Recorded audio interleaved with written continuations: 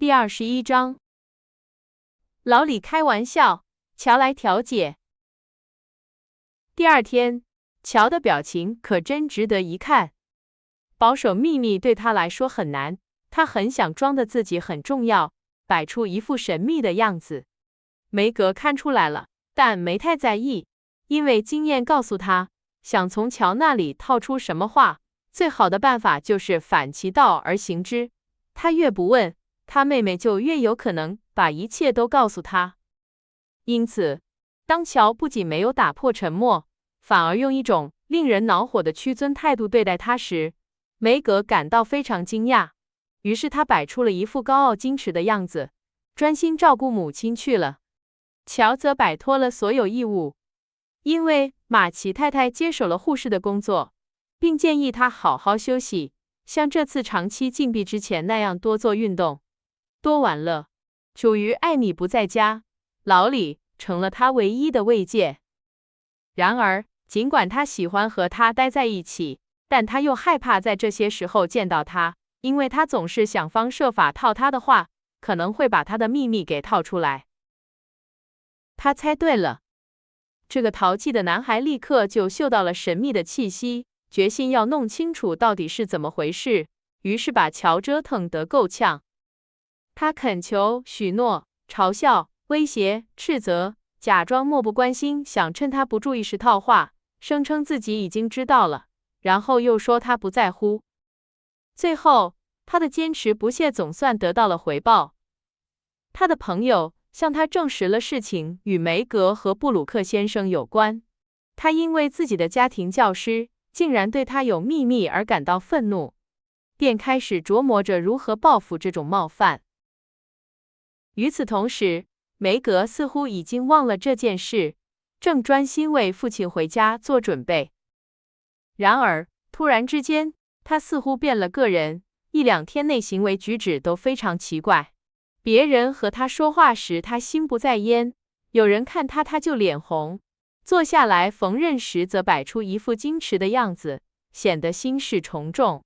对母亲的询问，他回答说自己一切都好，并请求乔别管他。他肯定有事，毫无疑问是爱情，而且爱得很深。他几乎有了所有的症状：紧张易怒，吃不下饭，睡不好觉，整天愁眉苦脸。我撞见他在唱情歌，有一次还像你一样叫了声约翰，然后脸红得像个番茄似的。我们该怎么办？乔问道，准备插手此事。什么也别做，只能等，让他自己带着，对他温柔些，耐心些。等爸爸回来，一切都会解决的。母亲回答道。梅格，有你一封信，是封好的。真奇怪，泰迪从来不封我的信。第二天，乔一边分发他那小小的私人邮局里的信件，一边说道。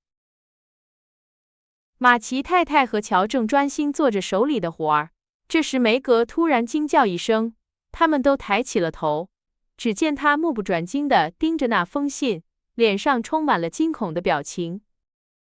孩子，怎么了？母亲问道，迅速向他走去。乔则试图抢过那张让他如此失态的纸条。这是个误会，不是他寄来的。哦，乔，你怎么能这样？梅格用双手捂住脸，哭了起来，仿佛伤心欲绝。我什么也没做。你在说什么？乔困惑地叫道。梅格那双温柔的眼睛里闪过一丝怒火。他从口袋里掏出一封信，扔给乔，用责备的语气说道：“是你写的，那个坏小子帮你写的。你怎么能这么没礼貌，这么坏心肠，对我们俩都这么残忍？”乔几乎没听他的话，因为他和他母亲一样，正试图辨认那张字迹非常奇怪的手写便条。我亲爱的玛格丽特，我无法再否认我的热情，我需要在回去之前知道我的命运。我还没有敢告诉你的父母，但我相信当他们知道我们相爱时，他们会同意的。劳伦斯先生会帮我找到一份好工作，然后，我亲爱的甜心，我们就能幸福了。我恳求你暂时不要告诉你的家人，并通过老李给我捎个信，给我一点希望。你最深情的，约翰。哦，这个恶棍，他就是这样报答我遵守对妈妈的承诺的。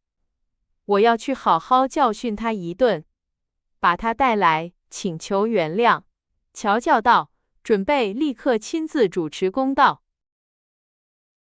但他母亲拉住了他，用一种他们很少见过的表情说道：乔，停下，你必须先解释清楚。你闯了那么多祸，我担心这件事你也脱不了干系。妈妈，我向您保证，真的不是我。我以前从没见过这封信，对此一无所知。这是实话。乔非常激动地说，他们相信了他。如果我参与了这件事，我会做得更好。我会写一张更像样的便条。我早就该知道，布鲁克先生绝不会寄这样的便条。他补充道，愤怒地把信扔在地上。字迹很像他的。梅格拿出自己手里的信比较了一下，结结巴巴地说：哦，梅格，你没有回信吧？是吗？马奇太太急忙说道。是的，我回了。梅格叫道，又羞愧地用双手捂住了脸。真是乱七八糟。让我去找那个疯小子，把他带来给我们一个解释，让他得到应有的惩罚。找不到他，我绝不罢休。乔说着，又朝门口走去。站住！这件事由我来处理，因为它比我想象的要严重。玛格丽特，从头到尾把一切都告诉我。马奇太太命令道。她坐在梅格旁边，紧紧拉着乔，不让他溜走。我是通过老李收到第一封信的，他当时似乎什么也不知道。梅格开始说，头也没抬。起初，我很担心，想跟您商量，但后来我想起您很欣赏布鲁克先生，就想您大概不会介意我把这件事保密几天。我真是太傻了，以为没人会怀疑。在我琢磨着怎么回信的时候，觉得自己就像小说里那些经历这种事情的姑娘一样。原谅我，妈妈，我为我的愚蠢付出了惨痛的代价，我再也没脸见他了。你回了什么？马奇太太问道。我只是告诉他，我还太年轻，不能决定什么。我不想对你们有秘密，他应该和爸爸谈谈。我感谢他的好意，而且在很长一段时间里，我只能给他有益。马奇太太释然地笑了，乔则拍手大笑起来，叫道：你真是谨慎的典范。继续说，梅格，后来怎么样了？他用一种截然不同的口气回了信，信上说他没有给我寄过什么情书，还说很抱歉我那淘气的妹妹乔竟敢拿我们的名字开这种玩笑。他话说得很客气，也很有分寸，但是你们想想，这对我来说是多么可怕啊！梅格绝望地靠在母亲身上，乔则在房间里踱来踱去，咒骂着老李。突然，他停了下来，拿起那两封信，仔细研究了一番后，断然说道：我不相信布鲁克先生看过或写过这两封信中的任何一封。这两封信都是泰迪写的，他肯定把你的信留着，想以此来捉弄我，因为我不愿把我的秘密告诉他。乔，别再藏着掖着了，像我本该做的那样，把一切都告诉妈妈，这样你就能少很多麻烦。梅格警告说。天哪，可那个秘密是妈妈告诉我的呀。够了，乔，我来安慰梅格，你去找老李，我要把这件事查个水落石出，彻底了结这些荒唐事。乔飞奔而去，马奇太太则用极其温柔的语气向梅格解释了布鲁克先生的真实情感。好了，亲爱的，告诉我，你是什么感觉？你爱他爱到愿意等他为你们安家立业，还是暂时不想有任何承诺？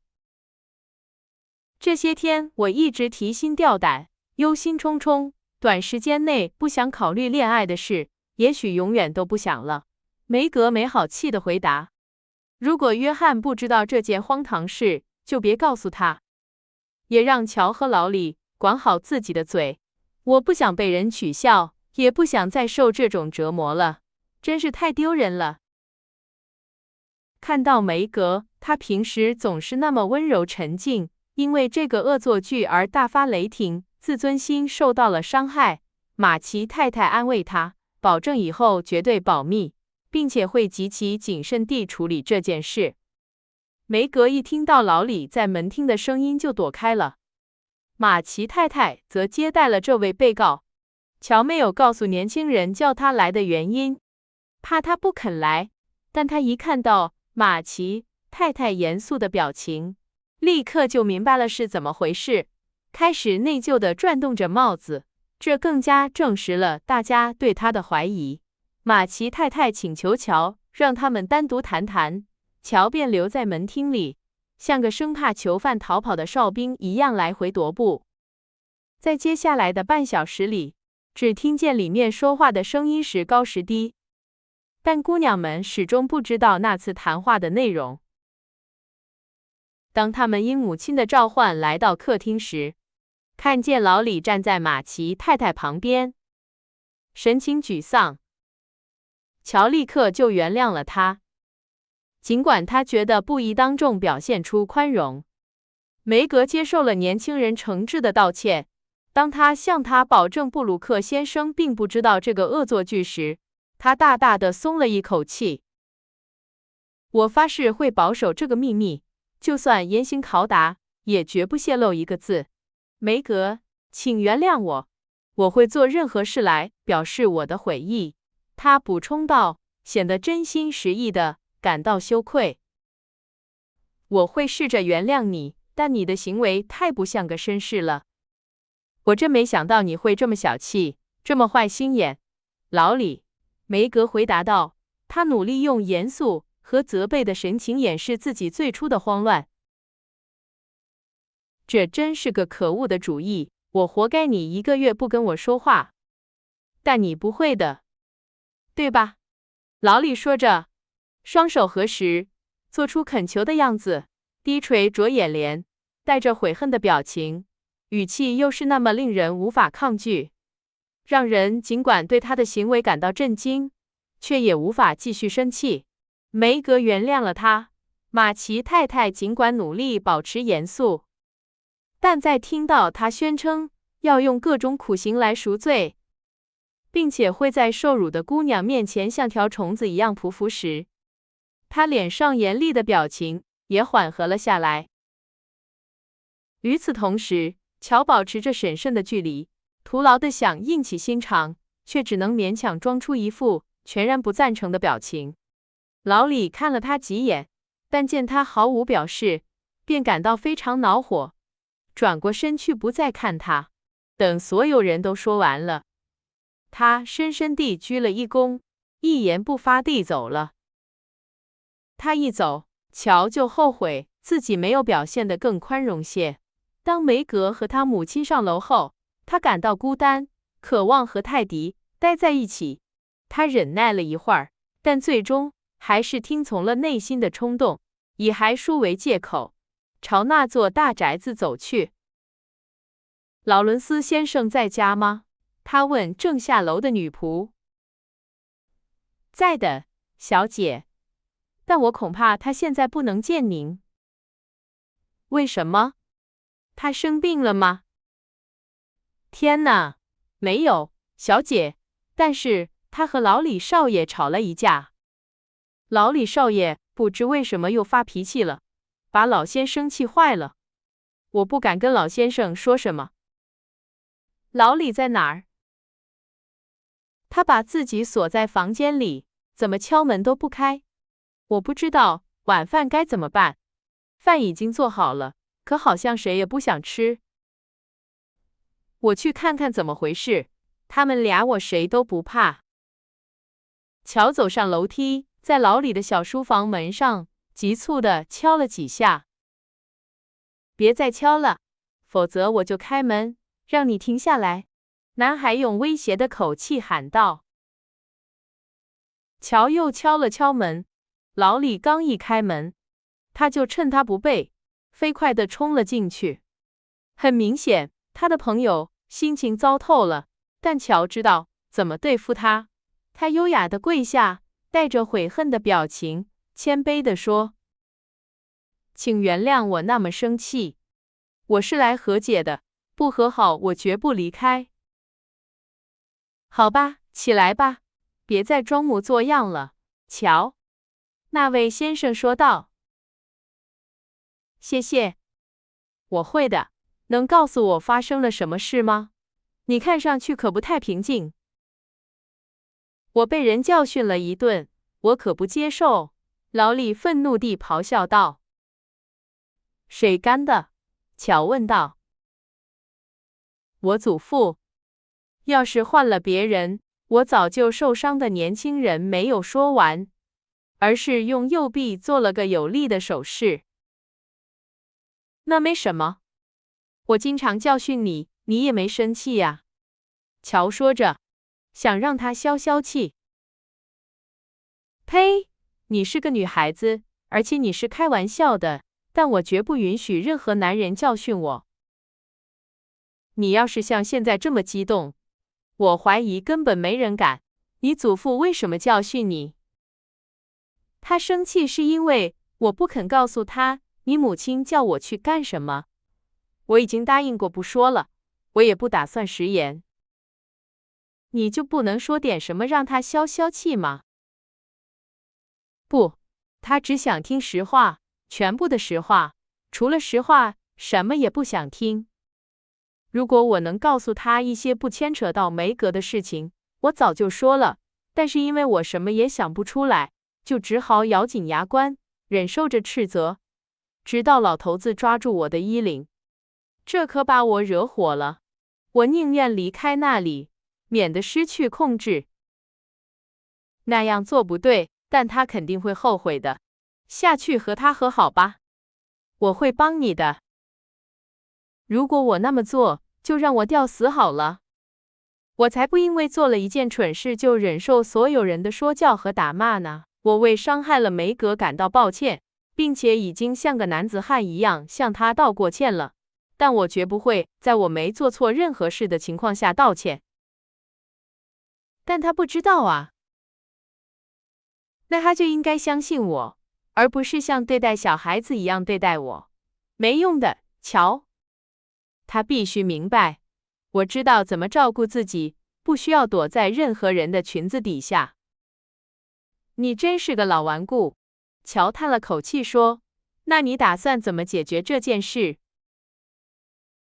他必须向我道歉，并且在我说我不能告诉他发生了什么事的时候，相信我。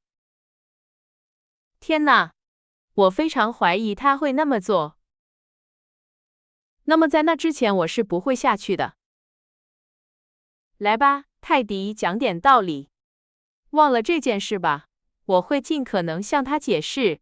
你不能永远待在这里，你这样故作姿态有什么用？反正我也不打算在这里待太久。我会逃走，等祖父想我的时候，他就会跑来向我道歉了。我想你是对的，但我不认为你应该离开，让他那么担心。别教训我，我要去华盛顿看布鲁克。那是个充满乐趣的城市，经历了这么多麻烦之后，我可以好好玩玩了。你一定会玩得很开心的。我多想和你一起去啊，乔说道。他忘记了自己劝解者的角色，开始想象首都军队生活的景象。那么，跟我一起来吧。为什么不呢？你会给你父亲一个惊喜，我也会给好样的布鲁克打打气，那该多棒啊！我们就这么办吧，乔。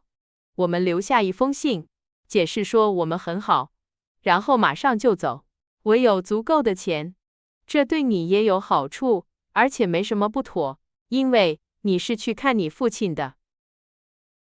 有一瞬间，乔似乎就要答应了，因为无论这个计划多么离谱，他都非常动心。他厌倦了照顾别人和被关在家里，渴望着改变。除了想见父亲之外，由于他的阅读，他把军营和医院与自由和刺激联系在一起，这也深深地诱惑着他。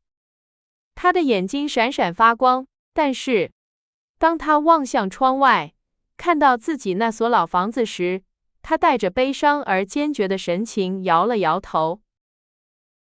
如果我是个男孩，我会和你一起逃走，我们会玩得很开心的。但我只是个可怜的女孩子，必须规规矩矩地带着，然后回家。别诱惑我，泰迪。这是个疯狂的计划。这才是他的乐趣所在。老李回答道，他非常兴奋，不惜一切代价都想越过界限。别说了，乔捂住耳朵叫道，你可能会说服我的。我是来让你恢复理智的，不是让你把我弄糊涂的。如果我能让你祖父为教训你而向你道歉，你会放弃你的逃跑计划吗？乔非常严肃地问道。是的，但你做不到。老李回答道，他渴望和解，却不想先让步。如果我能搞定小的，就能搞定老的。乔低声说着，走出了书房，留下老李独自一人。他正双手托腮，看着一张火车路线图。进来，老劳伦斯先生用比平时更粗哑的声音说道。乔响了房门。是我，先生，我来还一本书。他轻声说道，走进了客厅。你想要另一本吗？老绅士问道，试图掩饰他的不安和愤怒。是的，请您给我。我非常喜欢老萨姆，我想读第二部。乔说道，希望能通过接受他曾热情推荐的第二季鲍斯维尔的约翰逊传来博得老人的欢心。祖父推着梯子走向存放约翰逊作品的书架时，眉头稍微舒展了一些。乔爬了上去，坐在最上面的梯级上，假装在找书，其实是在琢磨如何最好地切入他此行的棘手话题。劳伦斯先生一定怀疑这位年轻姑娘另有图谋，因为她在房间里踱了几步后，转过身来，语气粗鲁地说起话来。乔手里拿着的那本《拉塞拉斯》惊吓地掉在了地上，书页朝下。老李做了什么？别再袒护他了。说吧。从他回家后的行为来看，我知道一定是件坏事。我问不出他一个字。当我威胁要强行逼他说出真相时，他却逃上楼，把自己锁在房间里了。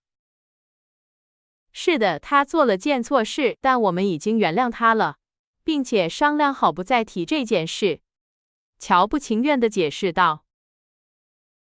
那对我没用，我不会允许他躲在你们滥用同情心许下的承诺背后。如果他犯了什么错，就必须承认，请求原谅，并接受惩罚。把一切都告诉我，乔。这件事不能就这么算了。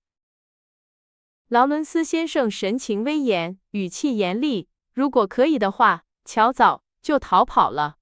但他坐在梯子上，脚下就是那头狮子，所以他别无选择，只能勇敢地面对。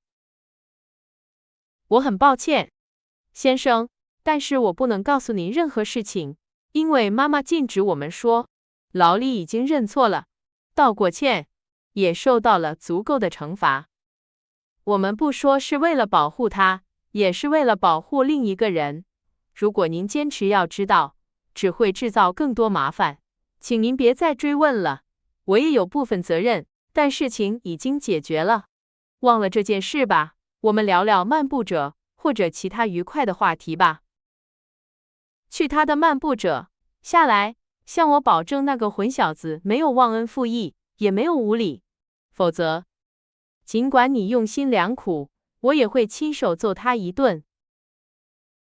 这个威胁听起来很可怕，但乔并不惊慌，因为他知道这位易怒的老人无论怎么说，也下不了手打他的孙子。他顺从地走了下来，在不牵连梅格，也不违背事实的前提下，尽可能地解释了一切。哦，好吧，如果这孩子保持沉默确实是出于承诺，而不是固执，那我就原谅他。他是个固执又有点叛逆的年轻人。